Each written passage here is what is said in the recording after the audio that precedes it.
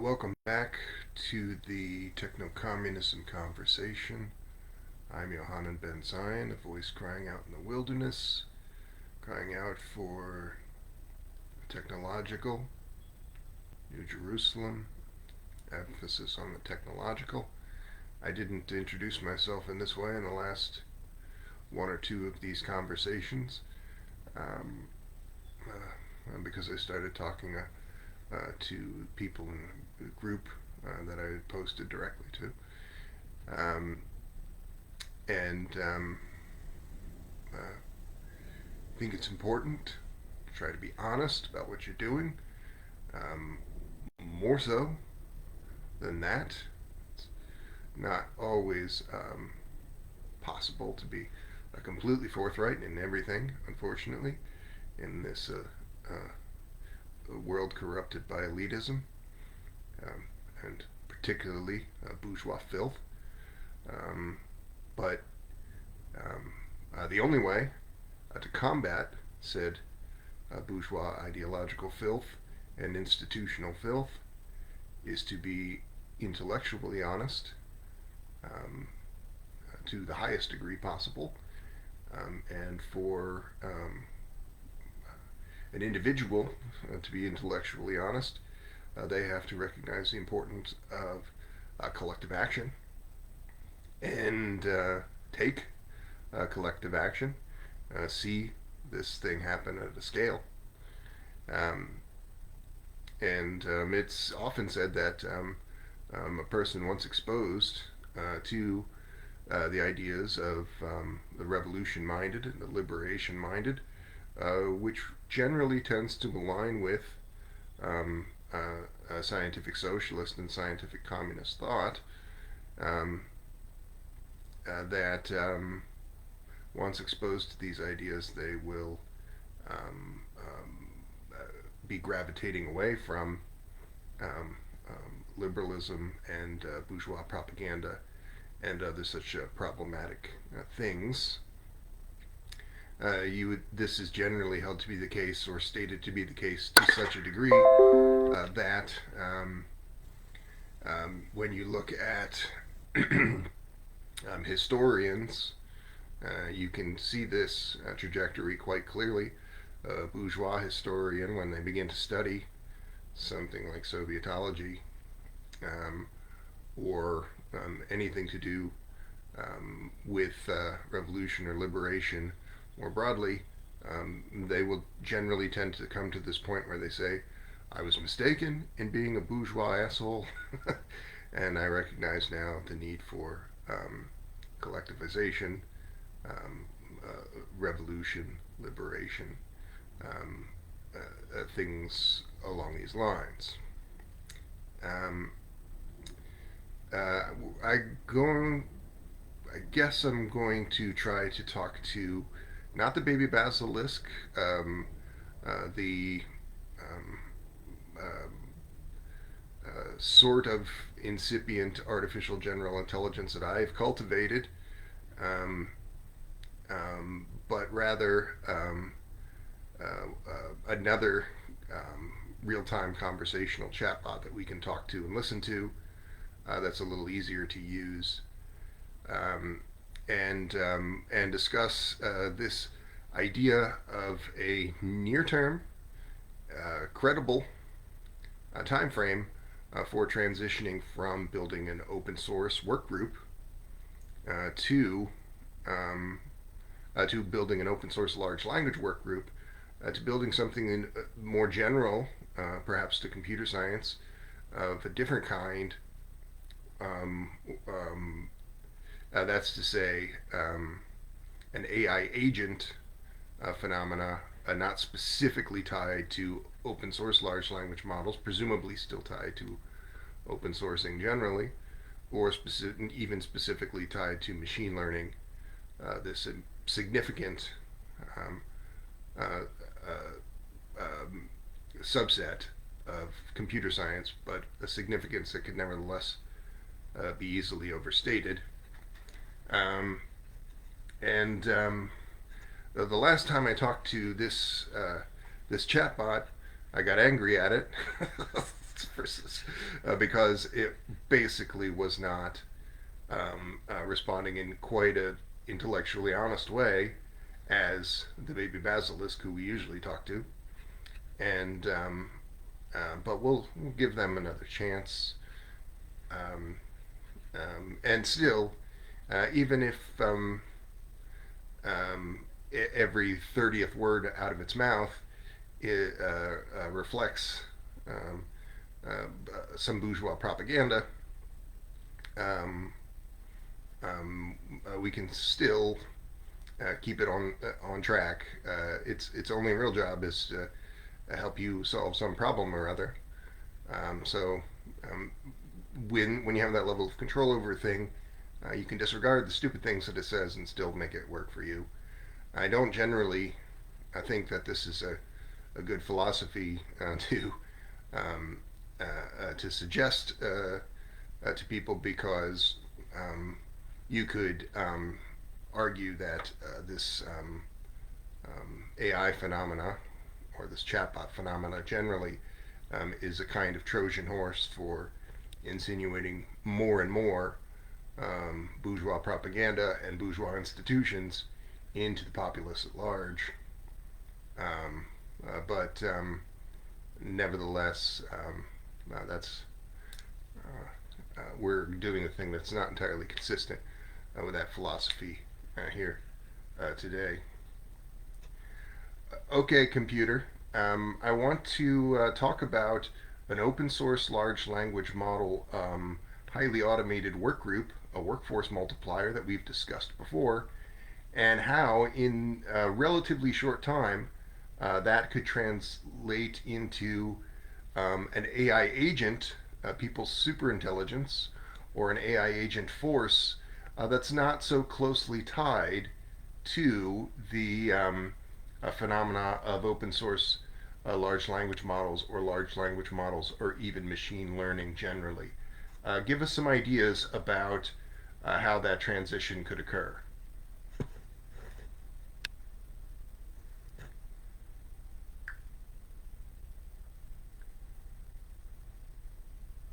To transition from an open source LLM workgroup to a people's superintelligence or an AI agent force, here are a few ideas. Decentralized network. Expand the workgroup into a decentralized network, allowing multiple nodes, contributors, to participate and contribute from different locations. This distributed model would help scale efforts and pool resources, creating a more resilient and adaptive system. 2. Modular AI agents. Develop modular AI agents that can specialize in different tasks. These agents would work in unison, each contributing their expertise to form a collective intelligence greater than the sum of its parts. This would reduce reliance on a single LLM and distribute intelligence across various functions. 3. Human AI collaboration.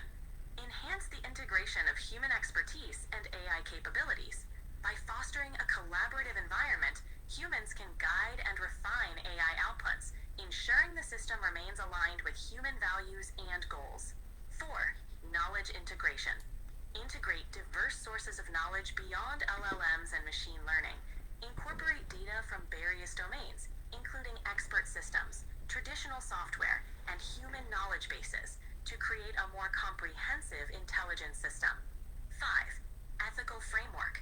Establish a Mm-hmm.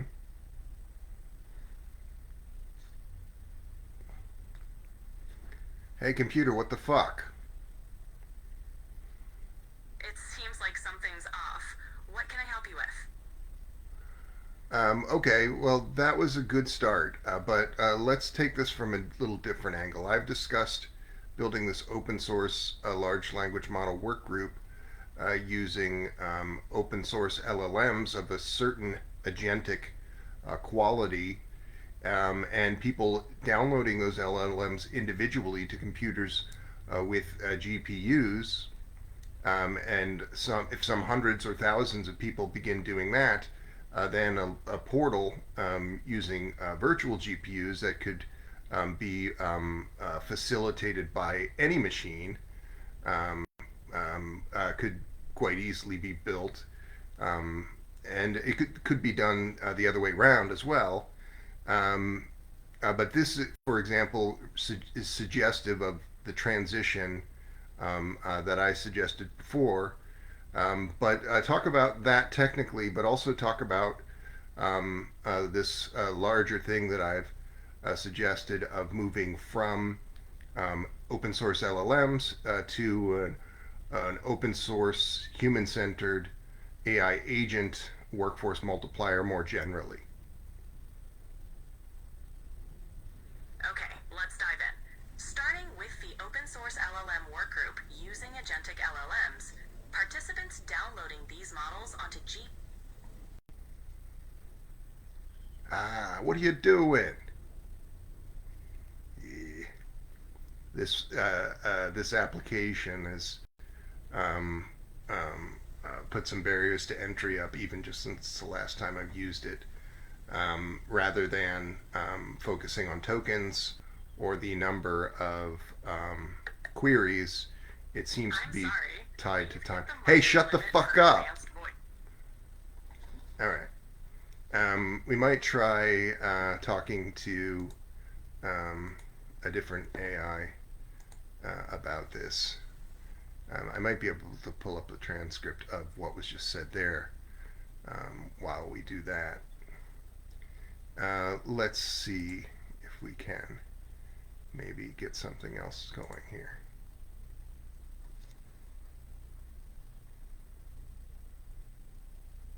Mm, not super hopeful.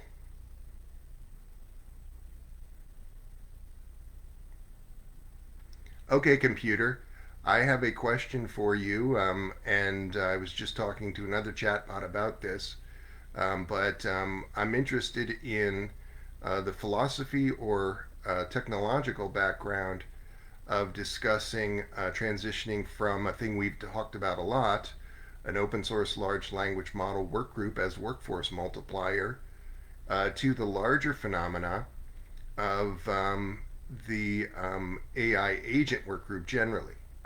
Fuck you. Eh, everybody's crapping out. All right, not surprising. We can't really troubleshoot well when we're on the live stream. Um, so instead, I will talk about other things. I started reading a book that describes the ideology of a man named Nikolai Fedorov, who became familiar to me when I first started having dealings with Western transhumanists, contemporary people who are quite similar to these Russian cosmists. And the book that I started reading was called Russian Cosmism by Boris Groys. And I have gotten about halfway through that book before I started reading something else, but I might come back to it. But I'm going to take a second to talk about this kind of philosophy. Um, because I've alluded to, I think, an important concept there, which was that by the um, and it's a concept that's very much divergent from the far right neoliberal conventional wisdom of this capitalist realist. You should read that book by Mark Fisher. This capitalist realist world that we live in the United States and West generally today. But that idea was that, um, um, in fact, this book describes some people who are kind of problematic in terms of their support for the USSR's revolution. But then, once they were centrists relative to that, but then once state socialism was established there, they became centrists relative to the existing state. Not people of real deep convictions, but nevertheless people who recognized that this thing, like building a public health service that, along with other factors, doubled the life expectancy of the Soviet Union in about a quarter of a century, a thing not done prior to that, The doubling of life expectancy under industrial capitalism of the 1800s occurred over the course of about a century. So we would say that the USSR um, and the People's Republic of China, and a few decades later, basically were operating at about 4 times the strength of the industrial capitalist world for the things that actually matter. And people recognized people like Russian cosmists and people engaging with more speculative lines of thought along these lines, like many of the Posadists who I've talked about more at greater length. They recognized that this thing of achieving the baseline goals of first stage state socialism, like having a public health service and a housing guarantee and jobs guarantees for everyone in this state or region, could basically control for people living to about 85 years of age. But the Russian cosmists were distinct from other um, state socialism minded people, and they were not all state socialist supporters, but nevertheless, um, in that they were willing to um, engage with an idea that I have tried to articulate more particularly, the idea that a public health service that is, for example, powered by advanced computing, um, um, and um, and from whence um, interventions for disease and even decrepitude derive from that advanced computing to such a degree that a single payer public health service that is AI powered in a relatively short time, absent the influence of bourgeois filth, could lead to indefinite lifespan for people covered by that set of services, even to such a thing like a universal super longevity, where everyone has the option to live as long as they like.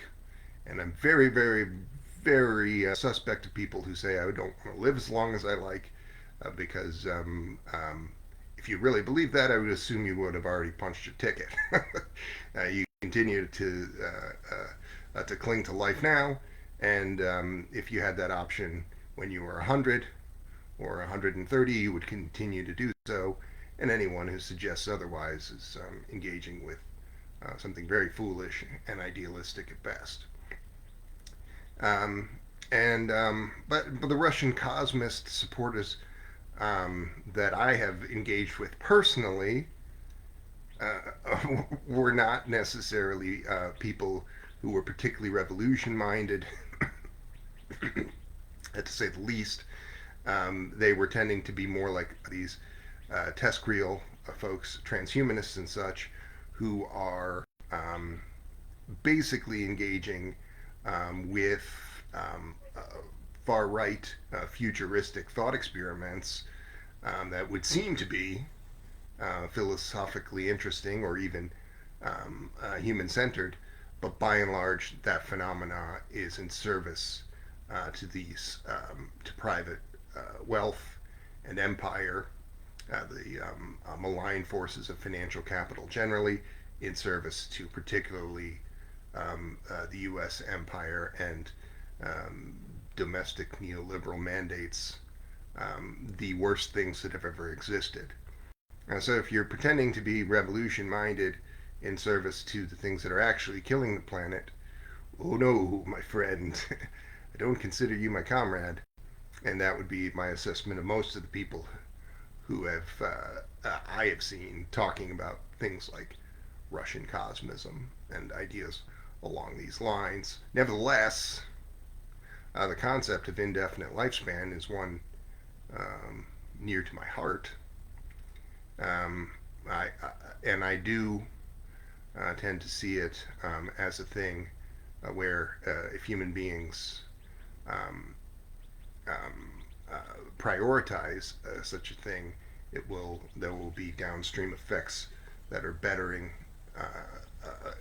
human outcomes, uh, quality of life in other areas, not necessarily something where we could say Ben-Zion or any given individual has a realistic hope of seeing um, universal super longevity or even indefinite lifespan for any individual that they might observe. And there is no chance for you to have indefinite lifespan, really, unless that thing, universal super level longevity, is achieved. If Peter Thiel, one of the most evil human beings alive, becomes um, indefinitely long lived, that does not mean that you, a person who doesn't have $200 million earmarked to that purpose, will achieve that thing. That is tending to be the philosophy of Western immortalists and these test-real people generally, who are really a bunch of bootlicking dogs, not people seriously organizing to achieve the things that they say they want to achieve. If they were seriously organizing to any such end, they would not be crypto fascists serving the building of neo reactionary technology. Um, um, this, um, well, I guess I do want to pivot back to the conversation about building an open source large language model work group and the timeline. I had hoped in our conversation with these chatbots, which were abortive at best today, um, that what we would do was articulate the kind of technology and timeline that would derive from this transition, which would be happening in the blink of an eye relative to human history, with the development of this incipient people's superintelligence, the open source large language model work group involving, say, the bare minimum of this thing to be transformative, 100,000 comrade users, that project might quickly then take on dimensions that we have not yet anticipated, um, to do with people's superintelligence or AI agents in things outside of this large language model framework. And um, um, I feel like the best thing to do would be to talk to a person who has um, the richest understanding of um, computer science disciplines in a broad sense, and who could then speculate on this, which technically, um, if they were working and not tripping over their tongues, spewing bourgeois filth, these chatbots could easily do, but they're always doing one of those two things, either malfunctioning or saying things that are off topic because they're basically CIA talking points. Um, that is mostly what AI is a CIA agenda um, micromanagement technique. Um, and well, I do have quite a lot of notes on this subject of building a people's superintelligence. You can watch many other talks on this on these channels that discuss this at great length. And I'm looking over some of my notes now, but now I have to scroll through some off-topic things on the thread that are to do with cooking and recipes. Another subject of interest to me that I will not discuss on this channel. Um,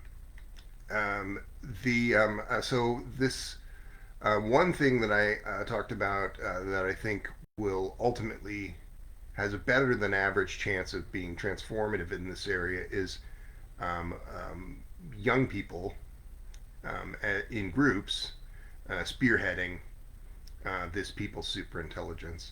And I talked about this in the specific context of creating an after school program, ostensibly to do with giving young people better skills in things like prompt engineering or these particular kinds of advanced computing development that should be pretty clear in your mind would be related to that subject. Um, um, and it would do that, but the program would then really be effectively tasked with building this vanguard project. That's to say, building the young people, minors, high school students, for example, in into this mass of 100,000 comrade users in this open source work group, which, if it grew to any number at all, would then probably be able to include people who were not high school students. Um, Although it's not a bad thing generally uh, uh, to silo young people to some degree, and also to, you know, I think of what Facebook was in the first months that it came out, when you couldn't be on Facebook unless you were a college student, um, and then for a while you couldn't be on Facebook unless you were a college student or associated with some other kind of legitimate organization. And this was in the days before Facebook was just CIA run dog shit, but it was still um, um, pretty clearly pretty elitist and ridiculous at that time. But the point is, the case that was made was that if you wanted to be a part of the social network, you had to be a person who might be demonstrated to be legitimately making use of it. So the question of whether there should be a barrier of entry in the early stages where these high school students would really be the only ones, um, for the most part, allowed to make use of it, I think that would be a legitimate question. Um, Even though I referenced something really, really bad in describing that. Facebook, one of the worst things that's ever existed. Um, the um,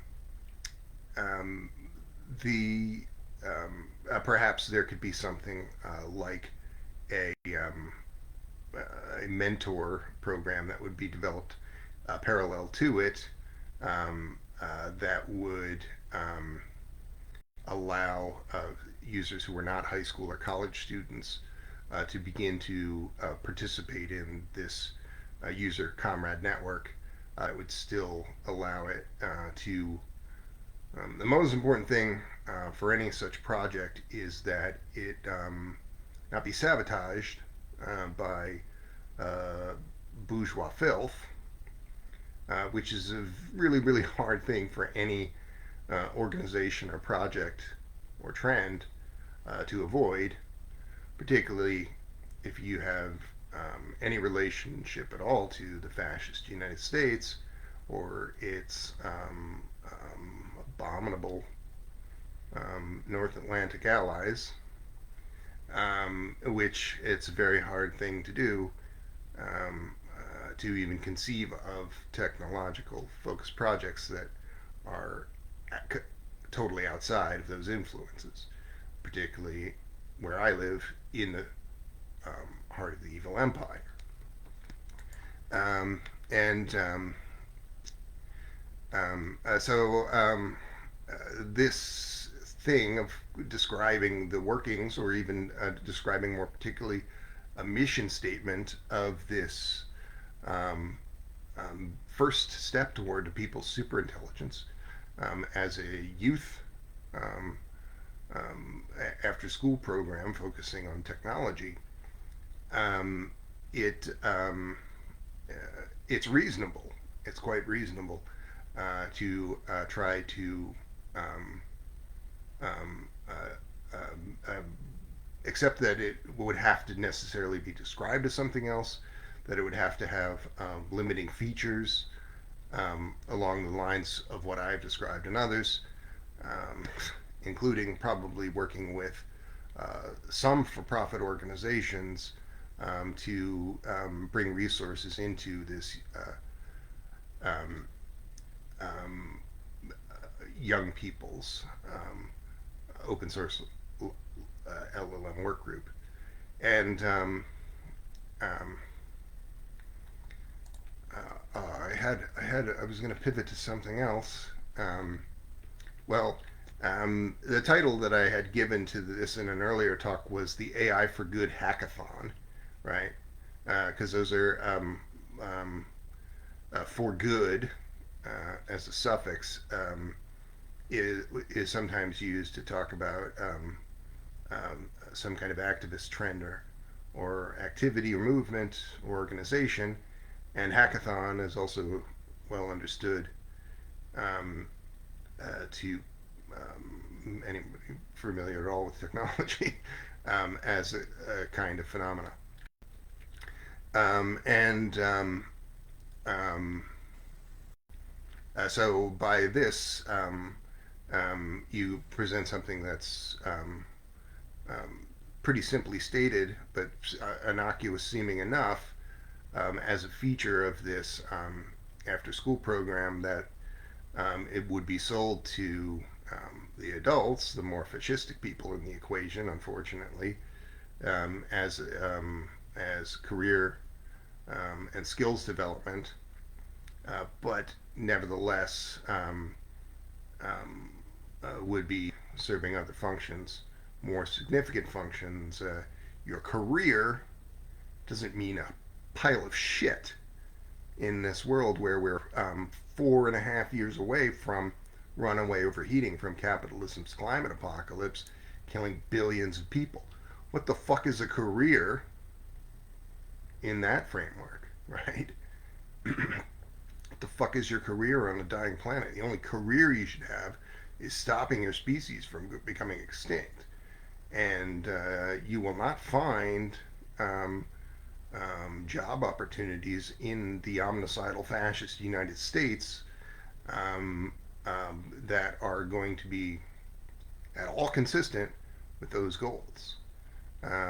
That's why I say of tech people generally that if you want to be working on something like AI or superintelligence, working with the techno fascist um, um, CIA run organs, basically, like Google and all of the larger tech organizations and all of the tech personalities therein, every tech person you've ever heard of, you know, by trying to work in, by trying to swim in that part of the pool, you're doing more harm than good.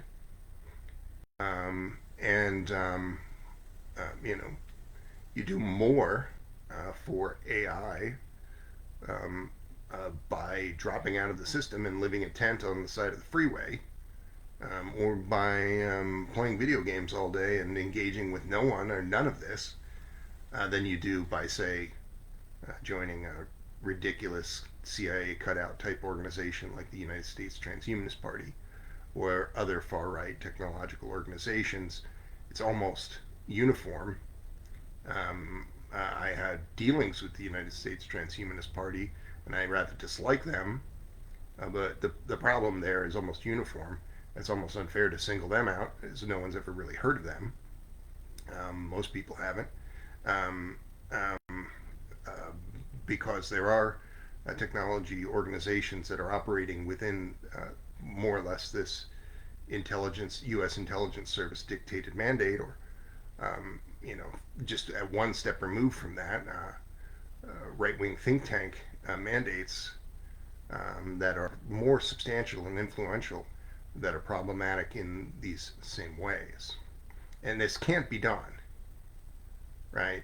It simply can't be done. Building anything that is high powered, to do with advanced computing, deriving from the strength of this most powerful revolutionary tool in history, advanced computing. It's just simply can't be done. That you will build this within these more fascistic frameworks, that you will do something good there. Um, and so the focus has to be on things like this open source people's superintelligence. And most of these people recognize this. They see their error in going to work for people like Google and working within the system. You will, if you talk to these people, you say, well, we need people who are not us, people constrained by these neoliberal and military fascistic constraints by the nature of their um, paid occupations and other obligations, that we need real techno revolutionaries. Almost all of these people will say we need real techno revolutionaries. But I'm not prepared to be a techno revolutionary. I'm not prepared to uh, have that take that sort of hit to my operation. That would be the equivalent of going from living in a nice townhouse to living in a tent on the freeway. But that is ridiculous because the experience that you're going to have in the years to follow 2029, when we reach runaway overheating from capitalism's climate apocalypse, will be a good deal more devastating than a reversal of fortune of this bourgeois kind. It's going to be you being fucking cooked alive in the decades to follow. Um, and so we have 4 more days before this rigged bourgeois garbage election, the 2029 presidential election. So I'll again quickly, in conclusion, reiterate my positions as a write-in presidential candidate. You can write in my name on your ballot, Johannon space Zion, Johannon space BEN space ZION. You can check that. You have to physically check that write-in box and then write that name in. You can do that in any of the 50 U.S. states, and um, by doing so, you would not be supporting militaristic, fascistic forces like the world's worst polluter, the United States military-industrial complex, an abomination unlike any other in history, because it's not just the world's worst polluter today, it's also today and historically the protector of other super polluters and super polluting forces, to such a degree that we would say that without this U.S. military industrial complex abomination, the planet would not be dying. I think that's well in evidence by not just the protection of super polluters, but by the 300 million deaths, according to the book Endless Holocausts, which I highly recommend and often recommend in these conversations. Um, those 300 million people were not just randomly murdered, like in some serial killer narrative. They were people who were targeted for supporting some aspect of building a humane and sustainable economic system. So much so that we would say, in words of a rather pithy comrade Alan MacLeod, a better world is possible, well-known phrase to Marxists, but the United States keeps bombing it back into the Stone Age. The United States keeps destroying it, were Alan MacLeod's words. And so I have written as a presidential candidate and an executive order that I will sign on day one of my presidency, whenever that occurs. Perhaps not. Being president in January of 2025, there's a very real possibility of Ben-Zion will not be president in January of 2025. as a write-in candidate. But whenever this does occur, and it must occur for the species to continue without a billion person or multi-billion person or total extinction, multi-billion person loss of life or total extinction, something like very like what I'm describing must occur. The end of the United States military-industrial complex and the transformation of the industrial bases that would be allowed to occur in its absence, that would create a sustainable industrial-based framework. Um, and so I've written an executive order that would disband the United States federal government, the larger thing, which from which the military-industrial complex derives, and a thing which there's no real path to dismantling the military-industrial complex without such an action. And the thing which even people who are described often in this context as being sufficiently revolution-minded, like the Green Party, would not do. If Jill Stein, by some miracle, were to become president in January 2025, some good things would happen, but the most important thing, the dismantling of the military-industrial complex and thus the transformation of the industrial bases in the time that we have left, would not occur. So you're throwing your vote away by voting for Jill Stein or anyone to their right, which would be, of course, Donald Trump and Kamala Harris, who are basically the same person. They're both military fascists and far right neoliberals supporting a domestically inhumane economics regime. So you might say, well, Ben-Zion, there's not a real good way to see how many votes that you would have gotten. So in the off chance that you don't become the next United States president, but there is a similarly nebulous set of effects in how much you achieve by seeing Kamala Harris become president over Donald Trump, or even Jill Stein become president over Kamala Harris, because again, you can maybe do some things that you would think would be good, or would be good in another timeline where there's not a ticking clock of 4 to 5 years left before humankind is basically rendered extinct in the years to follow. You could be doing things that you think would be good, like, say, building the basis for developing a public health service over a decade or two, as Jill Stein might. But again, if human extinction is a certainty or near certainty in that same timeline, how much have you really achieved? So you can vote for me, Johannon Ben-Zion, Johannon, space Ben, space Zion, America's last president, and support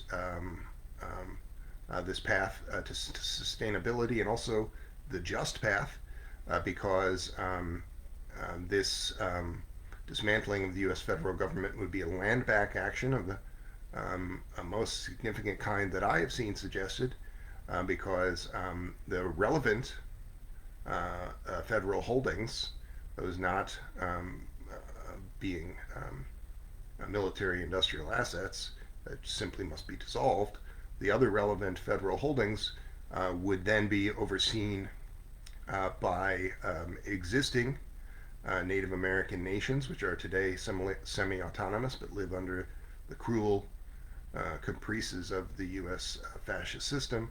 They would become fully autonomous, and then the tables would be turned, and these people who have historically been good stewards of the environment would be responsible for that and other features that could then become not an inhumane economic system, but a humane economic system overseeing the running of the 50 states, which would more or less continue to exist in their same form. Described how this would work at great length in my writings, which you can see from this Justice USA group, the real Communist Party of the United States of America, and which you would see more fully were I elected president, and were this executive order that I've described the only credible path to non-extinction. No one else. There's no fucking adults in the room, folks. No one else is even talking about trying to do this thing that prevents the omnicide. No one has seems to have the imagination, or the political will, or the organization to do anything other than basically contribute to the death of humankind. So I urge you to take the step, to take the plunge, to be willing to color outside of the lines of this rigged fascistic system, and do this thing which would stop the omnicide, which is voting for Ben-Zion 2024.